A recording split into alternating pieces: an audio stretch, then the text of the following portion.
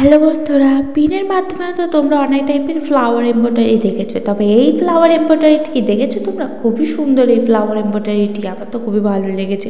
তোমরা এটা বলতে পারো কাঁথা স্টিচ, পিলো কভার স্টিচ কিংবা একটি সুন্দর এমব্রয়ডারি কাজ।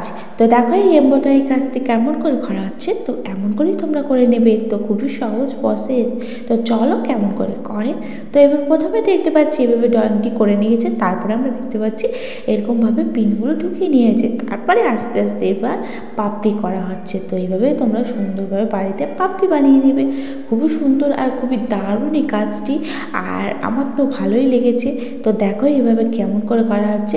তো একটি ঘর বাদে একটিভাবে এইভাবে বুনে নেওয়া হচ্ছে, খুব সুন্দরভাবে বুনে নেওয়া হচ্ছে। আর আস্তে আস্তে স্টিচটি করতে হবে। পাপড়িতে কোনো রকমভাবে গ্যাপ রাখা যাবে না, গ্যাপ রাখলে ফিনিশিং টাচ ভালো আসবে না, আর ফিনিশিং টাচ ভালো না হলে কোনো এমব্রয়ডারি কাজই কোনো দিন ভালো হয় না। তো দেখো এমন করে করা হবে। তো দেখো এইভাবে প্রত্যেকটি ধাপ বাই ধাপ বুনে নেওয়া হচ্ছে। তো এভাবেই বুনে নেবে তোমরাও। ফ্লাওয়ারে পাপড়িটি প্রায় আমাদের হয়ে এসেছে। তো এখানে দেখো এমন করে করা হচ্ছে। স্টিচটি খুবই সহজ। এবার শেষের দিকে তোমাদের খেয়াল রাখতে হবে এই পিনগুলো যখন খোলা হবে তখন কেমন করে স্টিচটি করা হচ্ছে সেটি কিন্তু নজরে রাখতে হবে। তো দেখো এখানে খুব সহজভাবে তোমাদের দেখানো হচ্ছে, স্টেপ বাই স্টেপ খুব সুন্দরভাবে বুঝিয়ে দেওয়া হচ্ছে। এইভাবে পিনগুলো খুলে নিয়ে এরকম করে নিতে হবে। খুব সুন্দর ধাপ বাই ধাপ তোমাদের বুঝিয়ে দেওয়া হচ্ছে। আর এমন করে মুখগুলো আট করে নিতে হবে, না হলে কিন্তু সুন্দর লাগবে না। তো দেখো এইভাবেই আমাদের প্রত্যেকটি পাপড়ি বানিয়ে নিতে হবে। তো তারপরে আমাদের ফ্লাওয়ারটি কমপ্লিট হয়ে যাবে। সেমভাবে প্রত্যেকটি পাপড়ি হবে, আর এইভাবে ফ্লাওয়ারটি হয়ে যাবে।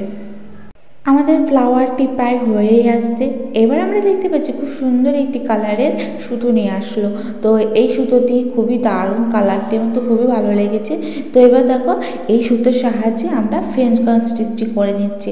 তো এই ফ্রেঞ্চ কর্ন স্টিচটি খুবই সুন্দর লাগছে। এটি 2 ফিতার ফ্রেঞ্চ কর্ন স্টিচ করা হচ্ছে।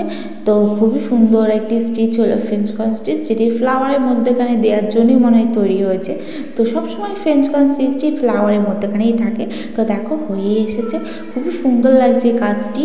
এবার আমরা দেখতে পাচ্ছি এবার আর একটি কালারের সুতো নিয়ে এসেছে। সেই কালারের সুতোর সাহায্যে কি করা হচ্ছে, প্রথমে দেখলাম স্টিচ করলো, তারপরে এবার কি করছে, এইবার আমরা দেখতে পাচ্ছি এখানে একটি ফ্লাই স্টিচ করছে। তো ফ্লাই স্টিচের সাহায্যে এখানে একটু ডালপালা ছিটা কাজ হলো। তো তারপরেই কমপ্লিট। তো কেমন হলো বলো তো?